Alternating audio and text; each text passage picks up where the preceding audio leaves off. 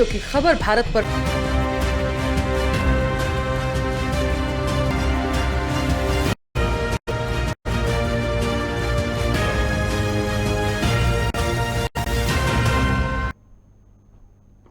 नमस्कार, खबर भारत देख रहे हैं आप। मैं हूं आपके साथ राखी और हमारे खास प्रोग्राम हेलो डॉक्टर में आप सभी का बहुत स्वागत है। देखिए, जैसा कि हमारा एक खास प्रोग्राम है जिसमें हमारे साथ एक स्पेशलिस्ट होते हैं जो जिस चीज़ के स्पेशलिस्ट हैं उसके बारे में हम बात करते हैं। यदि आप लोगों को भी कुछ जानना हो या आपकी कोई क्वेरीज हो तो आप लोग कॉल कर सकते हैं।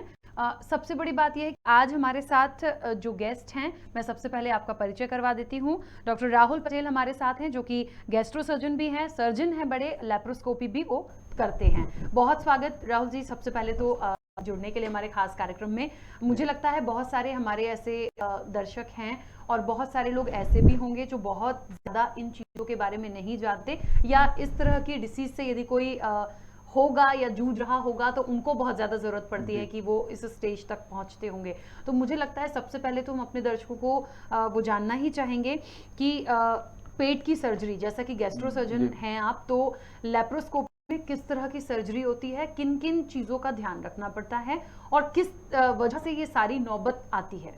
देखिए, मेरा कहना है कि सबसे पहले तो सर्जरी जो होता है वो एक आखिरी रिजॉर्ट होता है। मैं खुद सर्जन होके भी ये कहना चाहूँगा कि सर्जरी जो होता है वो अपना आखिरी रिजॉर्ट होता है, वो कोई हमारा पहला चॉइस नहीं होता है। हम कभी भी सर्जरी जब करे जाते हैं जब कोई और दूसरा चारा नहीं होता मरीज को ठीक करने का, तो इसलिए सर्जरी फिर आखिरी में आखिरी ऑप्शन बचता है।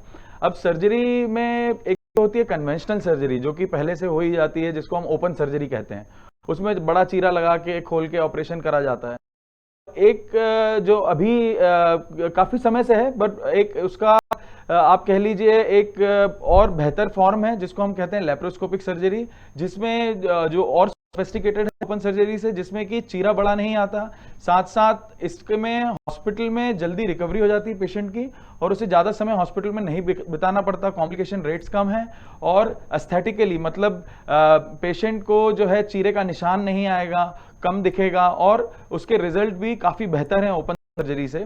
जरूरी नहीं है कि सारी कई सर्जरी होती है जो हमें ओपन भी करनी पड़ती है, बट आजकल कोशिश की जाती है कि लगभग सभी प्रकार की सर्जरी हम लैप्रोस्कोपिक पद्धति से कर सकें, जिसको कि आम भाषा में दूरबीन द्वारा की गई सर्जरी भी कहा जाता है, आम लोगों के समझ में आने वाली जो चीज़ है उसके हिसाब से। अच्छा, इसमें एक चीज और है, बहुत सारे लोग, क्योंकि अब जिन लोगों ने करवाई है या जो लोग करवाते हैं उन्हें पता होता है इसको कैसे करते हैं, मतलब कितना डिफरेंस आता है, वो टेक्निक कैसे होती है जिससे जी ओके, मैं अगर आपको बहुत सरल शब्दों में समझाऊं आम लोगों को समझाने के लिए, लैप्रोस्कोपिक सर्जरी में क्या किया जाता है कि एक दूरबीन को हम पेट में एक छोटा सा छेद करके दूरबीन को अंदर इंसर्ट करते हैं। उस दूरबीन द्वारा हम देखते हैं, एक सामने मॉनिटर होता है, उसमें मॉनिटर में देखते हैं और साथ ही हमारे इंस्ट्रूमेंट, जो कि सीजर हो सकता है, पकड़ने वाला इंस्ट्रूमेंट हो सकता है, वो हम जो है उस दूसरे रास्तों से, दो छोटे छोटे पोर्ट से हम उसको अंदर डालते हैं और फिर सर्जरी की जाती है। इसमें पूरा लंबा बड़ा चीरा नहीं लगाना पड़ता, इसमें ज़्यादा टिश्यू इंजरी नहीं होती,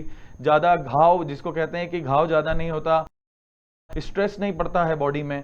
तो ये उस प्रकार से की जाती है। समानता जो आजकल हर जगह की जा रही है, हमारे भोपाल में भी बहुत रेगुलर की जा रही है, वो उसको कहते हैं हम लैप कोलेसिस्टेक्टोमी, जो कि पित्त की थैली में जो पत्थर कहा जाता है उसका ऑपरेशन होता है, पित्त की थैली को निकालने का, जो लैप्रोस्कोपिक पद्धति से किया जाता है और वो गोल्ड स्टैंडर्ड है।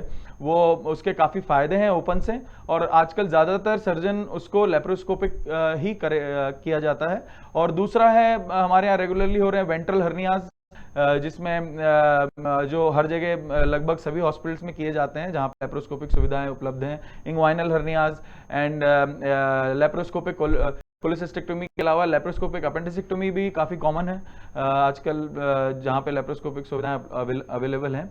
तो ये सारी सर्जरीज हैं जिनका लाभ लोग उठा सकते हैं और लैप्रोस्कोपिक ही कराना चाहिए। ये जो मैं कॉमन सर्जरीज बता रहा हूँ, बाकी जो कुछ थोड़ी कॉम्प्लिकेटेड सर्जरी होती हैं उनको आज भी ओपन ही करा जाता है और ये भी कन्वर्ट होती हैं। इनमें भी हम पेशेंट कंसेंट लेते हैं कि इसको हम ओपन कर सकते हैं, जरूरी नहीं है कि वो लैप्रोस्कोपिक तरीके से ही हो जाए, बट उसको अगर कोई कॉम्प्लिकेशन है वो तो बाद में पता चलता है, कई बार उनको ओपन भी करना पड़ता है, जिसको कन्वर्जन कहते हैं, फ्रॉम लैप्रोस्कोपिक टू ओपन। अच्छा, जब ये जो चीजें होती हैं या किसी चीज की प्रॉब्लम आपको यदि हुई है, जी। कौन कौन सी ऐसी डिसीज है जहां पर आपको इस स्टेज पर जाना पड़ रहा है? जैसे आपने बोला पित्त की थैली में यदि मतलब पत्थर है जी। या पथरी जिसको हम कहते जी। हैं वो हो गया है, जी। ऐसी और कौन कौन सी चीजें हैं जिसके लिए इस स्टेज पर जाना पड़ता है? जैसे मैंने आपको बताया कि हाँ। अपेंडिसाइटिस में हम कर रहे हैं, लेकिन लेप्रोस्कोपिक अपेंडिसेक्टोमी करते हैं, हर्निया में कर रहे हैं आजकल कॉमनली, जिसमें कि वेंट्रल हर्नियाज हैं, इंग्वाइनल हर्निया है, उसमें कर रहे हैं। तो लेप्रोस्कोपिक सर्जरीज सभी प्रकार की हो रही है। ब्रियाट्रिक सर्जरी में तो लेप्रोस्कोपिक ही करी जाती है, इवन आजकल तो रोबोटिक सर्जरी भी आ गई है, पर वो बहुत ज़्यादा जगह अवेलेबल नहीं है। बट आजकल काफ़ी प्रचलन में है, लगभग हर ही प्रकार की जो गैस्ट्रो सर्जरीज हैं वो लेप्रोस्कोपिक पद्धति से करी जा सकती हैं। ऐसा बहुत कम सर्जरी जिनको ओपन आज भी करना पड़ता है। अच्छा, सर्जरी के बाद या जी। सर्जरी के पहले जी। भी जी। किन किन चीजों का प्रिकॉशन जरूरी होता है पेशेंट के लिए? देखिए, सर्जरी चाहे ओपन हो चाहे लेप्रोस्कोपिक हो, जो प्रिकॉशंस रखे जाते हैं वो लगभग समानता एक जैसे ही होते हैं, जिसमें कि 12 घंटे पहले से भूखे पेट रहना, और पेशेंट की जो है प्री एनेस्थेटिक चेकअप, मतलब बेहोशी के पहले की जो जांच होती है, जो एनेस्थीसिया से फिटनेस लेने के बाद ही सर्जरी की जाती है, मेडिसिनल फिटनेस होती है, ये सारी चीज़ें तो चाहे ओपन हो चाहे लेप्रोस्कोपिक हो, दोनों में हमें करना जरूरी होता है। और इसके अलावा पेशेंट रिकवरी, हाँ, पोस्ट लेप्रोस्कोपिक सर्जरी रिकवरी जरूर जल्दी हो जाती है, पेशेंट हम जल्दी डिस्चार्ज कर सकते हैं ओपन की अपेक्षा, यही अंतर होता है। बाकी तो लगभग दोनों में प्रक्रियाएं सेम ही होती है, चाहे वो हम लैब करें चाहे हम ओपन करें।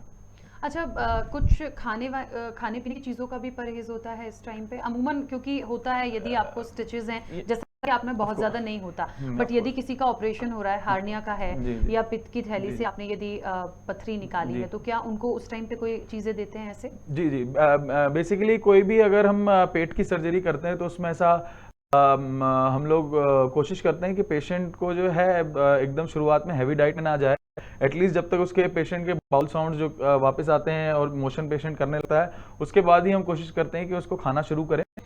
शुरुआत में हम पेशेंट को जब एनेस्थीसिया का असर कम हो जाता है, उसके बाद हम लिक्विड डाइट जरूर शुरू कर देते हैं, जिसमें थोड़ा थोड़ा पानी दे सकते हैं। फिर उसके बाद एक दिन बाद हम दूसरे दिन से हम उसे दाल का पानी हुआ, पतली खिचड़ी हुई, ये सब चीज़ें देते हैं। और ऑफ कोर्स सर्जरी के बाद अवॉइड करने को कहते हैं पेशेंट को कि थोड़ा तीखा तेल मसाला अचार पापड़ तो खाए ना, वो तो चाहे सर्जरी हो चाहे नहीं हो तो भी अवॉइड करना चाहिए। High fibre diet, high protein diet, क्योंकि जब टिश्यू इंजरी होती है तो पेशेंट को प्रोटीन की बहुत ज़रूरत होती है।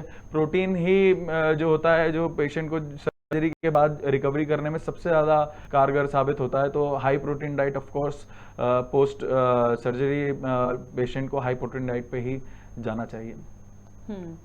कितना दिन का वक्त लगता होगा रिकवर होने में? अमूमन जैसे मान लीजिए थोड़े स्टिचेस भी हैं, जी। जी। तो फिर भी एकदम प्रॉपर रिकवर होने में कितना वक्त लगता है? ये तो हर सर्जरी पे डिपेंड करता है। अब जैसे कि कई सर्जरीज हैं जिनमें हम पेशेंट को नेक्स्ट डे ही डिस्चार्ज कर देते हैं और 1 से 2 हफ्ते में रिकवर हो जाते हैं। बट ऐसा माना जाता है कि अगर कोई भी सर्जरी हो, एटलीस्ट 4 हफ्तों का वक्त, अगर मेजर सर्जरी है तो एटलीस्ट 4 हफ्तों का वक्त तो लगता है पेशेंट को रिकवर होने में, किसी भी टाइप की सर्जरी हो।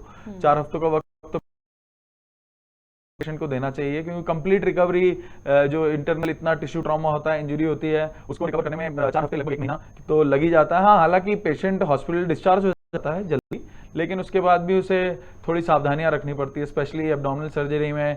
जैसा कहा जाता है कि वजन नहीं उठाना रहता है, पेट में जोर ना पड़े, उसके कारण ऐसा कोई काम नहीं करना होता कि पेट में जोर पड़े, आज वजन उठाना, झुकना, ये सब काम थोड़ा अवॉइड करे जाते हैं। ऑफ कोर्स बाकी थोड़ा चलना फिरना, एक लाइट एक्सरसाइज तो करी जा सकती है, उसमें कोई तकलीफ नहीं है। बस ये है कि पेट को, मसल्स को स्ट्रेन ना पड़े, जिसके कारण क्या रहता है, टाँके खुलना जिसको कहते हैं, हाँ। उसका खतरा रहता है, इंसिजनल हर्निया होने का खतरा रहता है। ये ज़्यादा ओपन सर्जरी में वैसे ज़्यादा रहता है, लेप्रोस्कोपिक सर्जरी में इतना खतरा नहीं होता है, इंसिजनल हर्निया वगैरह नहीं देखा जाता ज़्यादातर। अच्छा, एक बात ये भी देखी है कि किसी भी चीज़ की सर्जरी होती है, खासतौर पर यदि बीपी या शुगर के कोई पेशेंट हैं, उनको बहुत ज़्यादा ध्यान रखना पड़ता है, प्रॉपर उनका पहले भी चेकअप, उसके बाद भी चेकअप, और फिर उनके खाने की तमाम चीज़ों का ध्यान रखना पड़ता है। तो उन पेशेंट्स के लिए क्या अलग से करते हैं? जो डायबिटीज़ के जो पेशेंट होते हैं उनमें एक आम आदमी को भी पता होगा, आपको भी पता है कि डायबिटीज के पेशेंट का जो घाव होता है, हाँ। जो एक नॉर्मल अगर सर्जरी के अलावा भी अगर उसे किसी प्रकार का घाव होता है तो वो भरने में उसे समय लगता है, जो कि एक डायबिटीज के सभी पेशेंट्स के साथ ये तकलीफ होती है। तो वही सर्जरी के बाद भी यही दिक्कत आती है, अगर उनका डायबिटीज कंट्रोल नहीं रहता है तो नॉर्मल जो एक इंसान होता है उससे ज़्यादा समय लेते हैं डायबिटिक पेशेंट रिकवर होने में, और उनकी जो टिश्यू इंजरी होती है उसको भी रिकवर होने में थोड़ा समय ज़्यादा लगता है, और उनमें सर्जिकल साइट इन्फेक्शन होने का खतरा थोड़ा सा ज़्यादा होता है नॉर्मल मरीज के अपेक्षा में। और कौन सी ऐसी चीज़ें हैं जो इससे यदि कोई पेशेंट सफ़र कर रहे हों या किसी की फैमिली में ऐसे लोग हों तो किन चीज़ों का वो ध्यान रखें, किन चीज़ों को अवॉइड करें? कौन कौन सी चीज़ें होती हैं जिससे आप आइडेंटिफाई कर पाओगे कि ये चीज़ें हमें आगे जाकर दिक्कत दे सकती हैं? जैसे कि वो ये तो सब बेसिक सी चीज़ें हमें खुद भी पता है कि हमें हमारी डाइट लो ऑन कार्ब्स रखना चाहिए, ज़्यादा प्रोसेस्ड फूड की तरफ नहीं जाना चाहिए, ये सब शुगर का कम से कम इस्तेमाल करना चाहिए। ये सब जो है हमारे को कई प्रकार की बीमारियां देती हैं, और पोस्ट सर्जिकल रिकवरी में भी ऑफ कोर्स दिक्कत आती है अगर आपका डाइट हैबिट ऐसी रहती है। तो ये तो बेसिक डाइट हैबिट्स तो अपनी सबको ही अच्छी रखनी चाहिए, चाहे सर्जरी करवाना हो या रेगुलर लाइफ भी हो तो भी इनका ख्याल तो रखना ही चाहिए। Of course high protein diet, as a surgeon कोई भी सर्जन यही रिकमेंड करेगा कि हाई प्रोटीन डाइट कोर्स रखना चाहिए, क्योंकि अगर बॉडी में प्रोटीन कंटेंट अच्छा होता है तो किसी भी प्रकार, चाहे वो चोट लगने के बाद रिकवरी हो या सर्जरी के बाद रिकवरी हो, वो ज़्यादा बेहतर होती है। तो लोगों को प्रोटीन का सेवन ज़्यादा करना चाहिए। खासकर हम हिंदुस्तानियों लोगों में ऐसा देखा गया है कि हम लोग का जो खाने में होता है प्रोटीन का कंटेंट कम होता है, और ये दिक्कत ज़्यादा वेजिटेरियन लोगों में आती है, क्योंकि वो ज़्यादातर कंफ्यूज होते हैं कि क्या हम ऐसा चीज़ लें जिसमें प्रोटीन कंटेंट ज़्यादा। नॉन वेजिटेरियन जो लोग हैं वो लोग तो अंडा, चिकन, मीट ये खा के अपनी प्रोटीन की जो कमी है उसको दूर कर लेते हैं, लेकिन वेजिटेरियन लोगों को काफ़ी दिक्कतें आती हैं। लेकिन उनके भी आजकल काफ़ी फूड हैं, सप्लीमेंट्स हैं जो वो ले सकते हैं अपना प्रोटीन कंटेंट बॉडी में बढ़ाने के लिए, और अपनी हेल्दी लाइफ उसमें भी वो फर्दर आगे बढ़ा सकते हैं। हाई फाइबर डाइट लें, ये सब जो चीज़ें हैं ये इनका ख्याल रखना चाहिए प्री ऑप भी और रेगुलर अपनी रोज़मर्रा की ज़िंदगी में भी। बिल्कुल। अच्छा, यदि किसी का ऑपरेशन है, आप क्योंकि डॉक्टर हैं और निश्चित तौर पर बहुत बड़ा टास्क होता है जब कोई सर्जरी होने वाली रहती है, आप लोगों की तरफ से क्या तैयारियां होती हैं और कितने वक्त पहले से इस पर वर्कआउट करना शुरू कर देते हैं? क्योंकि निश्चित तौर पर पहले वो पेशेंट आएंगे, वो एडमिट होंगे, उनकी टेस्ट होंगे, फिर वो उनको एनेस्थीसिया तक देने के पहले तक की मतलब कितना तैयारी आपकी होती है और उस पेशेंट को भी मेंटली प्रिपेयर्ड करते हैं? देखिए, हमारी तैयारी तो उसी टाइम शुरू हो जाती है जब हम पेशेंट को कहते हैं कि आपको भर्ती होना है और आपका ऑपरेशन होना है, क्योंकि हमको सबसे पहले पेशेंट को मेंटली रूप से तैयार करना होता है। शारीरिक रूप से तो बात की बात है, पहले हमें पेशेंट को मेंटली रूप से तैयार करना होता है, क्योंकि ये किसी भी इंसान के लिए थोड़ा मुश्किल होता है। छोटी छोटी भी सर्जरी हो तो एक मरीज, एक आम इंसान घबराता है, क्योंकि उसे पता नहीं होता है क्या होने वाला। इवन इफ अगर पता भी है, कोई खुद भी डॉक्टर है, अगर उसकी खुद की भी सर्जरी होनी है तो वो भी घबराएगा, क्योंकि सर्जरी एक चीज ऐसी जिसका नाम सुन के ही इंसान के अंदर थोड़ी घबराहट आ जाती है। तो उसके लिए सबसे पहले तो पेशेंट की काउंसलिंग बहुत जरूरी है, और पेशेंट को ये समझाना बिल्कुल जरूरी है कि क्या उसके पोस्ट ऑप कॉम्प्लिकेशन हो सकते हैं, क्या उसको तकलीफें आ सकती हैं, क्या प्रिकॉशन रखने पड़ते हैं। ये सारी चीजें हमको पहले पेशेंट को बताना बहुत जरूरी है, क्योंकि बिना पेशेंट के कंसेंट के हम उसका ऑपरेशन नहीं कर सकते। जब तक पेशेंट की मर्जी नहीं होगी, पेशेंट मेंटली रूप से तैयार नहीं होगा, उसका ऑपरेशन करने का कोई फायदा नहीं है। रिजल्ट मतलब आप कर ही नहीं सकते। अगर पेशेंट तैयार नहीं है तो you can not proceed further. तो सबसे पहले पेशेंट को मेंटली तैयार करना पहला पॉइंट है। उसके बाद फिजिकली उसका फिटनेस देखना कि वो एनेस्थीसिया के लिए कितना फिट है, क्योंकि ऑपरेशन अपनी जगह है। जब अगर पेशेंट जैसे अगर स्पाइनल की जगह जनरल एनेस्थीसिया में और उसको बेहोश करके ऑपरेशन करा जा रहा है तो उसकी फिटनेस देखना बहुत जरूरी है। उसके लंग्स ठीक काम कर रहे हैं कि नहीं कर रहे हैं, उनका बीपी कंट्रोल है कि नहीं है, उनका शुगर कंट्रोल है कि नहीं है। ये सारे पैरामीटर्स हमको चेक करने पड़ते हैं ऑपरेशन के पहले, क्योंकि हमें ये तोलना पड़ता है कि ऑपरेशन में हम कितना खतरा लेने को तैयार हैं, ऑपरेशन के का कितनी जरूरत है और उसके लिए हम कितना खतरा, क्योंकि ऑफ कोर्स हर ऑपरेशन में खतरा होता है। ये कहना गलत होगा कि इस ऑपरेशन में खतरा नहीं है, हर ऑपरेशन में खतरा होता है, लेकिन हम उसके रिजल्ट को तोलते हैं कि खतरा कितना है और उसके से होने वाले फायदे कितने हैं। तो ये तोल के फिर हम ऑपरेशन की सलाह देते हैं, और पेशेंट को हम मेंटली पहले प्रिपेयर करके ही आगे बढ़ते हैं। वाकई में इसीलिए डॉक्टर को भगवान कहते हैं, बड़ा टास्क होता है। बिल्कुल समझ सकती हूँ। हमारे साथ एक कॉलर जुड़े हैं सोनू सिंह शाहपुर से। सोनू, बहुत स्वागत जुड़ने के लिए, क्या कहना चाहते हैं? जी मैडम, बहुत बहुत नमस्ते आपको, बहुत बहुत धन्यवाद, अच्छा कार्यक्रम कर रहे हैं। मैडम हमारी एक समस्या थी, हम जब कुछ भी खाते हैं तो हमारे पेट में का गैस बनती है, सीने में खूब जलन होती है मैडम, तकलीफ है। ओमी गोली खाते हैं तो हम ठीक रहते हैं, और ओमी गोली नहीं खाते तो हमें तकलीफ होने लगती है। आपको जो तकलीफ होती है ये अमूमन मैं समझता हूँ खाना खाने के बाद होती होगी और रात के समय, शाम के समय ज्यादा होती होगी। सर सुबह सुबह भी होती है, शाम को भी होती है, और भूखे पेट रहे तो भी होती है। अच्छा। और गैस बनती है, कुछ भी ऐसा खा लेते हैं, नहीं खाते तकलीफ होने लगती है। और छाती में ऐसी जलन होती होगी आपको? खूब जलन होती है साहब, एक गोली नहीं खाए तो बहुत तकलीफ होती है। सबसे पहले तो मैं पूछना चाहूंगा, आप चाय काफी पीते हैं क्या? चाय कॉफी तो पीते हैं सर, नहीं सुबह तो नहीं पीते, लेकिन दिन में पी लेते हैं। जी, तो आपको सबसे पहले तो खाली पेट रहना बंद करना पड़ेगा। ये देखिए बड़ा इजी है इसको समझना। ये जो एसिडिटी जो अपन समझते हैं ये क्या है, हमारे पेट में एसिड होता है, ये तो हम जानते ही हैं।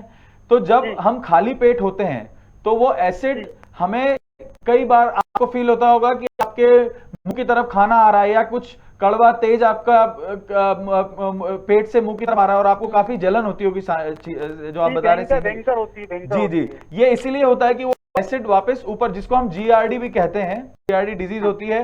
ये एसिडिटी ज्यादातर उन लोगों में देखी जाती है जो काफी ज्यादा कॉफी या क्या नाम है चाय का उपयोग करते हैं, तेल मसाला अचार पापड़ ये ज्यादा खाते हैं, थोड़ा मिर्ची का सेवन ज्यादा करते हैं, उन लोगों में ज्यादातर ये दिक्कत होती है। और जिनका वजन ज्यादा होता है उनमें आपको सबसे पहले दवाइयों से ज्यादा, अगर अपन अपनी दिनचर्या को, लाइफस्टाइल को आप मॉडिफाई करेंगे तो आधे से ज्यादा लोगों को तो इसी से फायदा हो जाता है। फिर कई लोगों को इसमें दवाई की जरूरत होती है और जांच करके हमको कई लोगों को देखना पड़ता है, कई में ऑपरेशन भी करना पड़ता है, जिनमें जीआरडी की समस्या ज्यादा हो जाती है, उनको निजात के लिए ऑपरेशन भी करना पड़ता है। पर वो आखिरी चीज है, पहले आप अपनी दिनचर्या को बदल के देखें, मुझे पूरा विश्वास है कि उसी से आप ठीक हो जाएंगे। आपको जो है ज्यादा फाइबर की डाइट लेनी है, मतलब हरे पत्तेदार सब्जियां ज्यादा खाएं, सलाद खूब खाएं, और खाली पेट ना रहें। दिन में कोशिश करें 5-6 बार थोड़ा थोड़ा खाएं, ज्यादा क्वांटिटी में ना खाएं, थोड़ी थोड़ी क्वांटिटी में 5-6 बार खाएं, तो उससे आपको काफी फायदा होगा। चाय को और कॉफी को बिल्कुल ना कर दें अपनी लाइफ से। चलिए दिन में क्या है, क्या हमें 2-3 गोली पे, मतलब क्या है, एक दिन छोड़ के गोली खाते हैं, कोई गोली अभी शुरू में आप मत खाएं, तकलीफ होती है। मेरी सलाह ये है कि आप अगर कोशिश करें, अगर ये लाइफस्टाइल चेंज करके अगर आपको फायदा हो तो आप गोली ना भी खाएं तो भी आपको फायदा होगा। चलिए सोनू जी, बहुत शुक्रिया, धन्यवाद आपका, बहुत शुक्रिया जुड़ने के लिए। मुझे लगता है ऐसे बहुत सारे लोग होंगे राहुल जी जिनको ये प्रॉब्लम होती है। अमूमन हमने भी बहुत बार ऐसे लोगों को देखा और सुना है जो कभी भी कुछ खा लेते हैं, प्रॉपर डाइट भी ले रहे हैं, हेल्दी भी हैं, और ऐसा नहीं कि वजन बहुत ज़्यादा है, पर उनको हमने देखा है कई बार ऐसा होता है कि कभी भी अचानक से कुछ खा लिया तो पेट फूलने लगता है। कई बार 2-3 दिन तक कंटिन्यू ऐसा होता है कि टैबलेट लेने के बाद भी पेट फूला फूला लगता है, कुछ खाने की इच्छा नहीं होती। ये किस वजह से होता है? किसी कुछ खाने का रिएक्शन होता है या अमूमन कुछ अंदर कुछ पेट में कुछ प्रॉब्लम रहती है? ये बहुत कॉमन समस्या है और मैं खुद ये कहूँगा कि इससे मैं खुद भी जूझ चुका हूँ। जब मैं अपने छात्र जीवन में, अपने कॉलेज टाइम में था, जब बिल्कुल इरेगुलर लाइफ होती थी, कभी भी खाना, कभी भी उठना, कभी भी सोना, कुछ भी खा लेना, ये सब उसके कारण है ये। और आजकल आप हर दूसरे इंसान से पूछेंगे तो वो यही बात करता है कि मुझे एसिडिटी होती है, जलन।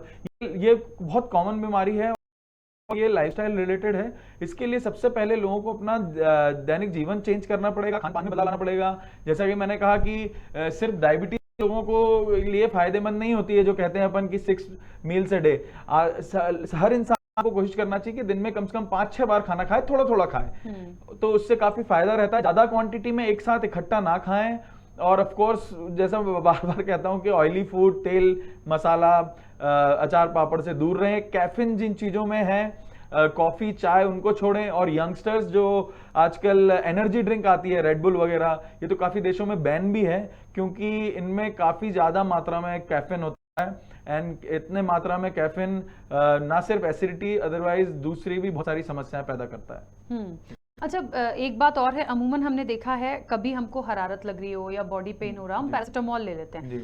बहुत लोगों को ये प्रॉब्लम होती है कि हमने यदि दर्द की कोई दवाई ली और फिर पेट फूलना स्टार्ट हो जाता है, उसके बाद भी होता है। दवाई लेने से क्या होता है कि एसिडिटी की समस्या और बढ़ती है, जो कि दर्द की दवाई इसके अलावा भी काफ़ी सारे साइड इफेक्ट हैं, किडनीज को इफेक्ट करती है। अपने यहाँ हिंदुस्तान में दिक्कत ये है कि दर्द की दवाई बड़ी आसानी से मिल जाती है, बिना डॉक्टर के पर्चे से भी। आप सिंपली किसी दवाई की दुकान पे जाएं और आप बोलें कि आपको एक पैरासिटामोल दे दें या आपको एक आइबुजेसिक दे दें या डिस्प्रिन दे दें, तो वो तुरंत आपको मिल जाती है और लोग खा लेते हैं। ये बहुत ही खतरनाक है, ये हैबिट बिल्कुल नहीं पालनी चाहिए। दर्द की दवाई पहले आप डॉक्टर को दिखाएं, डॉक्टर अगर लिखता है तभी खाएं। हर छोटे मोटे दर्द के लिए दवाई खाना भी ठीक नहीं है। और हर इंसान को थोड़ा बहुत तकलीफ दर्द ये होता है, लेकिन उसको मेरा कहना है कि शुरुआती तौर पे टॉलरेट करें, और काफी ज्यादा तकलीफ है तो डॉक्टर के पास जाएं और डॉक्टर की सलाह पे ही दर्द की दवाई खाएं। लॉन्ग टर्म दर्द की दवाई खाना बहुत घातक है। जी। और मुझे लगता है क्योंकि आप गैस्ट्रो सर्जन भी हो और हमने सर्जरी पे तो बहुत सारी बातें की हैं, और ऐसी कौन सी चीजें हैं, ज्यादातर लोग जो पेट की चीजों से, पेट की समस्या से परेशान होते हैं, उनमें कौन कौन सी मुख्य चीजें हैं और उन्हें क्या करना चाहिए? जैसे कि मैंने आपको कहा, यही एसिडिटी की समस्या लेके बहुत सारे लोग आते हैं। हालांकि उसमें ज्यादा सर्जिकल रोल नहीं होता है, जैसा मैंने कहा लाइफस्टाइल मॉडिफिकेशन से और काफी अच्छी दवाइयां आ गई हैं जिनको प्रोटॉन पंप इनहिबिटर्स वगैरह शुरू करते हैं, उससे काफी फायदा होता है। तो इसमें बहुत ज्यादा सर्जिकल रोल नहीं रहता है। बाकी इसके अलावा जो आमतौर पे सर्जरी होती हैं, वो सबसे ज्यादा तो मैंने आपको कहा कि पित्त की थैली का जो होता है, पथरी का ऑपरेशन बहुत होता है, हर्निया का ऑपरेशन काफी ज़्यादा प्रचलित है, और अपेंडिसेक्टोमी काफ़ी होती हैं। तो ये सारी surgeries on a regular basis होती हैं भोपाल में लगभग हर जगह जहाँ पे भी लेप्रोस्कोपिक सुविधाएं हैं। चलिए, अब चलते चलते हमारे दर्शकों के लिए क्या कहना चाहेंगे? दर्शकों के लिए कहना चाहूँगा कि आप कोशिश करें थोड़ी हेल्दी लाइफस्टाइल जिएं, और सर्जरी ऑफ कोर्स जब जरूरत हो तभी कराएं, ऐसा मैं कहूँगा। पर कोई भी सर्जन जब तक जरूरत नहीं होती, मुझे नहीं लगता कोई भी सर्जन सर्जरी करता है। और सर्जरी एक आखिरी उपाय है, पर सर्जरी से डरना नहीं चाहिए किसी भी इंसान को, क्योंकि वो आखिरी उपाय है, तो उससे डरने की क्या जरूरत है, वो तो कराना ही है। और आजकल पहले जमाने जैसा नहीं रहा है, आजकल बहुत ज्यादा सेफ हो गई हैं। पहले जमाने में मैं मानता हूँ कि काफी रिस्की हुआ करती थी, बट आजकल काफी हद तक सेफ हो गई सर्जरीज। आप किसी भी प्रकार की सर्जरी हो, उसमें खतरा काफी क्या है, तो मेंटली इंसान को प्रिपेयर होकर मजबूती से सामना करना चाहिए, और कामना करनी चाहिए कि जल्दी रिकवर हो जाए। अच्छा, एक और बात, बहुत सारे लोग ऐसे हैं जब ऑपरेशन थिएटर में जाते हैं, बाहर बहुत टेंशन सबको होती है, कितनी देर में ऑपरेशन होगा, कितनी देर में ऑपरेशन होगा। अमूमन लैप्रोस्कोपी जब की जाती है तो कितना वक्त लगता होगा? किसी भी सर्जरी में मैक्सिमम टाइम कितना लगता होगा? मैं समय तो ऐसा बोल नहीं सकता, इसमें काफी फैक्टर रहते हैं। कई बार क्या रहता है कि चीजें बहुत सरलता से हो जाती हैं, अनकॉम्प्लिकेटेड होती हैं, तो काफी जल्दी सर्जरी हो जाती है, 1 आध घंटे के अंदर, आधे घंटे के अंदर। लेकिन अगर कुछ भी थोड़ा बहुत भी कॉम्प्लिकेशन होता है, और वो ऐसा पहले नहीं कहा जाता, वो जब आप सर्जरी में उस समय होते हो तभी आपको पता लगता है कि कितनी चीजें कॉम्प्लिकेटेड हैं, कितना समय लगेगा। इसमें बहुत सारे फैक्टर होते हैं, सिर्फ एक सर्जन को लेके नहीं, काफी सारे फैक्टर्स होते हैं जो रिस्पॉन्सिबल होते हैं, और टाइम तो ऑफ कोर्स लगता है। और मेरा मानना है ये टाइम से ज्यादा जरूरी रिजल्ट पे हमें फोकस करना चाहिए। समय भले ही ज्यादा लगे, सर्जरी अच्छे से होनी चाहिए, सक्सेसफुल होनी चाहिए।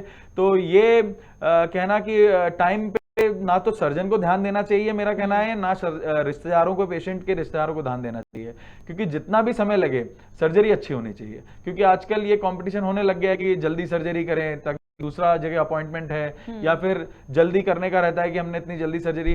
तो सर्जरी में कभी भी समय पे ध्यान नहीं देना चाहिए, उसके रिजल्ट पे ध्यान देना चाहिए, कितना अच्छा रिजल्ट आ रहा है। आखिरकार वही सबसे इंपॉर्टेंट है, समय कितना भी लगे उससे क्या फर्क है। पेशेंट ठीक होना चाहिए, सर्जरी सक्सेसफुल होनी चाहिए, ये नियम है। बिल्कुल। चलिए डॉक्टर राहुल, बहुत शुक्रिया, आप हमारे इस प्रोग्राम में जुड़े। तो देखिए, सेहत की बात खबर भारत के साथ थी खास कार्यक्रम में, और सर्जरी में क्या होता है, किस तरीके से लेप्रोस्कोपी की जाती है, आपको डरना नहीं है, किन चीजों का ध्यान रखना है, वो भी हमने बात की। पेट से संबंधित भी मुझे लगता है जो कॉलर जुड़े थे उन्होंने एक सवाल यहाँ पर निकाल के बहुत सारी चीजें हमने वहां पर क्लियर करी कि किन किन चीजों का आप ध्यान रखें। तो मुझे लगता है आप फिट रहेंगे, आपको खुद ही उसके लिए अपने लिए बहुत सारी चीजें करना है। अननेसेसरली मेडिसिन मत लीजिए, यहाँ पर डॉक्टर ने भी बोला कोई भी प्रॉब्लम होती है आप अननेसेसरली मेडिसिन मत लीजिए, पहले देखिए प्रिस्क्रिप्शन में जो लिखा होता है वो आप मेडिसिन फॉलो करिए, तो मुझे लगता है आगे आप वैसे ही स्वस्थ रहेंगे और अच्छे रहेंगे। आज हेलो डॉक्टर में इतना ही, अगली बार फिर मिलेंगे, दीजिए इजाजत, नमस्कार।